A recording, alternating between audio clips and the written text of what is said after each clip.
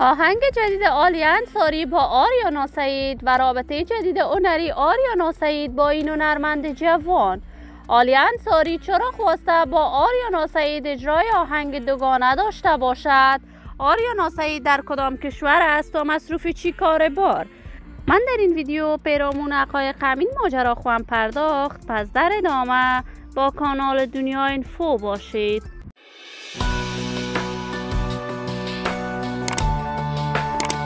سلام و سلامتی نثار هر یک از شما همراهان خوب کانال دنیا اینفو. من مروارید عزیزی هستم. برای حمایت از من علامت سابسکرایب را فشار دهید تا ویدیوهای دیگر کانال دنیا اینفو را از دست ندهید.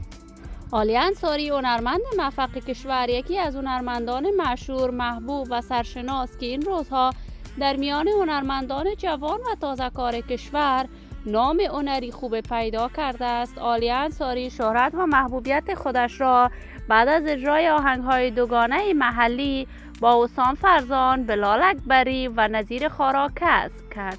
آلیا انصاری در کشور انگلستان بزرگ شده است و بعد از آن که از همسر اولش جدا شد به کارهای هنر آوازخوانیش پرداخت.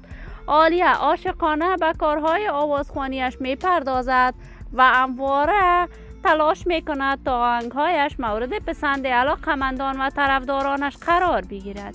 جدیداً آلیا انصاری پیشنهاد اجرای آهنگ دوگانه برای آریانا سعید، ملکه دلها داده است و آریانا سعید با کمال میل پذیرفته که با این بانوی هنرمند آهنگ دوگانه اجرا کند.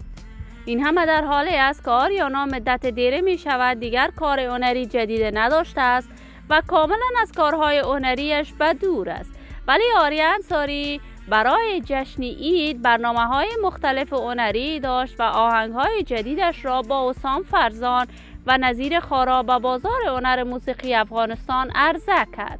ما هم در انتظار نشر این آهنگ جدید از این دو هنرمند موفق و توانای کشور خود خواهیم بود. دوستان نهایت ارجمند کانال دنیا اینفو، نظریات نیکتان را در بخش کامنت با من شریک بسازید. این ویدیو را با علاقه‌مندان و دوستان آلیا انصاری و حسام فرزان به اشتراک بگذارید. اگر تا هنوز دوست کانال دنیا اینفو نشدید، پس برای دوست شدن با این کانال علامت سابسکرایب را فشار دهید. تا درود دیگر، تمام شما نازنینان را به لای منان سپرده موفق و کامیاب باشید.